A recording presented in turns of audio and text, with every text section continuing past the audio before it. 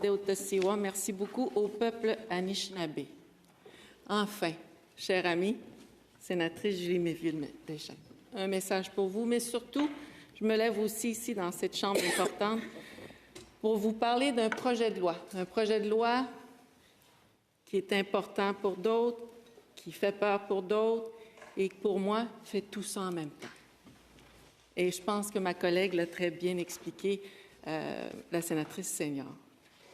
Mais je viens d'un monde où nous sommes en communauté isolée, où c'est seulement l'avion qui nous amène ou qui nous sort de là. L'hiver, c'est le skidoo, sinon les routes de glace, sinon le train. Et quand une petite initiative peut permettre de sauver une femme, un homme, je dois vraiment réfléchir à comment je dois m'assurer que cette initiative-là va en fait vraiment soutenir quelqu'un ou une famille. Alors pour moi, ce projet de loi, c'est quelque chose qui va plus loin qu'un projet de loi. C'est une question de justice, c'est une question qui peut protéger des personnes, des enfants, une famille ou une communauté.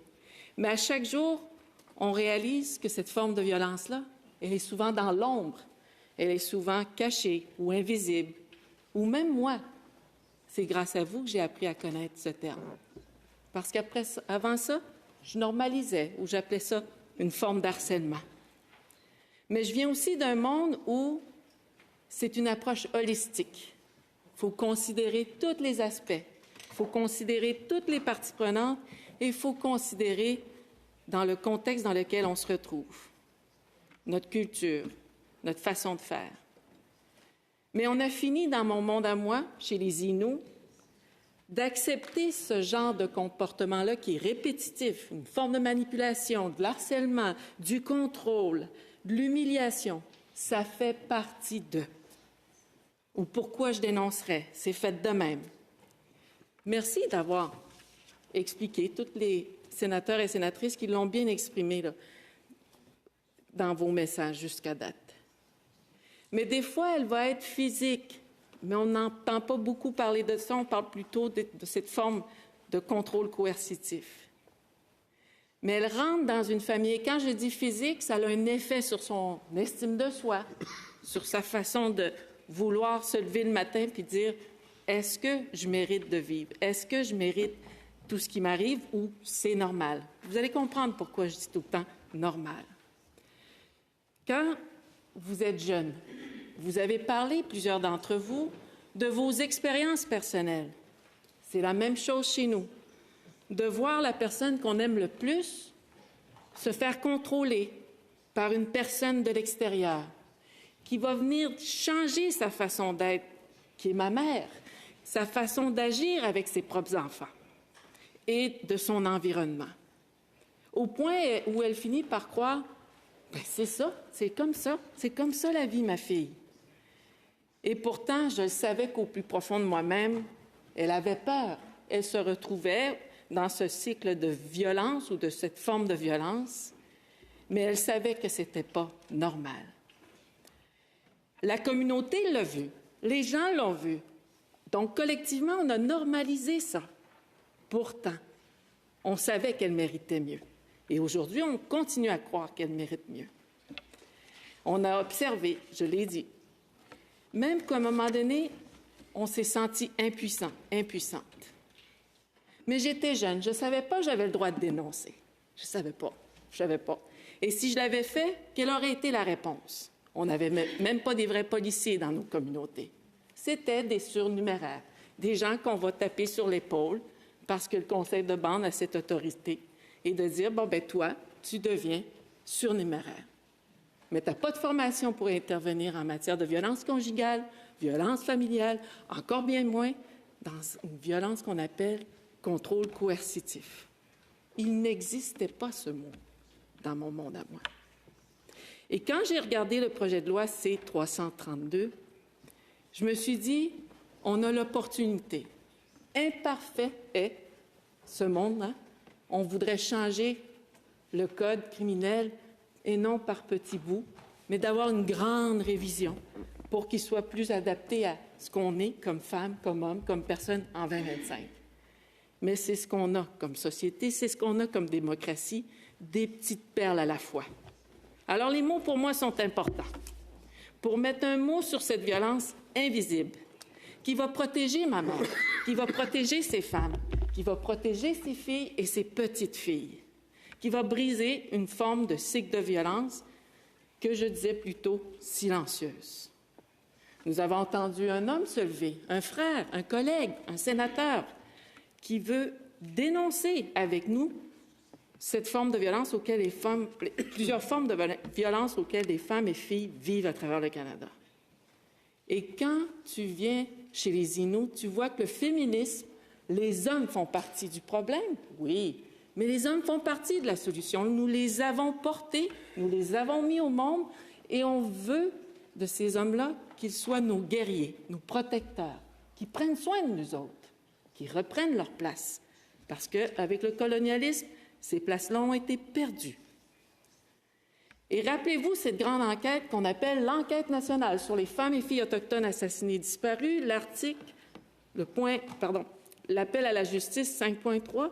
Là aussi, on demandait à tous les gouvernements, dont le gouvernement fédéral, de réexaminer et de faire une grande réforme sur les lois qui touchent violence sexuelle et violence de la part d'un partenaire intime, toujours en tenant compte des perspectives féministes et les réalités des femmes et des filles autochtones, bien sûr. Je pense que je vais pleurer, mais je suis capable d'être forte. Il y a 1 an, ici, je devais vous quitter parce que j'ai reçu un appel qu'aucune mère voudrait recevoir. Jamais. Mon fils au bout du fil, après avoir reçu un coup de couteau, en pensant qu'il était en amour avec la bonne personne, mais on l'avait vu changer, on l'avait vu diminuer, on l'avait vu s'écraser, on l'avait vu s'éteindre. Mais on se disait, c'est pas normal. Prends ta place, tu as le droit. Il y a des organismes pour toi, il y a des choses pour toi, tu as le droit de vivre. Et non, il n'écoutait pas. Il était pris dans cette emprise, dans cette façon de faire. Et là encore, je ne connaissais pas le mot contrôle coercitif. Mais grâce à des amis ici, des gens qui sont des avocats ou des experts, des féministes, des gens qui ont vécu la même chose, m'ont dit « Voici ce que tu peux faire comme mère. » Et la même chose dans ma famille. Et de tenir le bout du téléphone, mon fils au bout du fil, puis dire « Tu vas survivre. Tu es capable. » Et aujourd'hui, il se tient. Il est droit, il est fort, en processus de guérison. Mais ça nous a bouleversés énormément. Et en même temps, aujourd'hui, avec sa petite fille, on se dit toujours, on va apprendre ces mots-là. On va changer des lois ensemble, on va les modifier, les lois, on va les brasser, on va les dénoncer, mais on va s'assurer que c'est pas juste pour toi, Wapin, mais c'est pour toutes ces femmes et ces hommes-là qui n'ont pas eu le courage ou la force ou la capacité de se rendre jusqu'ici. Parce que du courage, c'est difficile de l'avoir quand tu es pris dans cette violence-là. Alors, je vous dis, du fond du cœur, d'une maman passionnée, je pense que vous l'avez vu, mais aussi convaincue que chaque petite perle qu'on peut faire pour sauver une vie ou plusieurs vies, mais de changer nos mentalités aussi, qui pourrait donner de la capacité aux policiers et policières de dire « oui, je peux agir ». Parce qu'en ce moment, je n'ai pas de cadre qui me permet d'agir, de pouvoir soutenir et de dire « OK, nous avons remarqué qu'en effet, il y a vraiment un contrôle coercitif dans votre famille, parce que ce n'est pas la première plainte que vous nous faites. » Alors que les fois qu'on les a fait, ou que moi je les ai entendus pendant une grosse enquête, je n'ai pas de cadre juridique, je ne peux rien faire. Même si vous essayez de me former comme mouvement féministe, comme policier, je ne peux pas agir parce que je n'ai pas de cadre juridique. Alors, oui, les policiers chez les Autochtones, c'est pas toujours facile, ou le système judiciaire, c'est certainement pas facile, les preuves sont là. La surpopulation, l'incarcération, c'est incroyable, les champions des statistiques. Mais encore une fois, pour moi, tolérance zéro, non à la violence, non à toutes les formes de violence. Et je vais me battre, je vais combattre ou je vais mobiliser pour faire en sorte que lorsqu'on va étudier ce projet de loi-là, qu'on s'assure qu'on amène les angles morts, les endroits où on vous a dit, où on s'est fait dire, faites attention.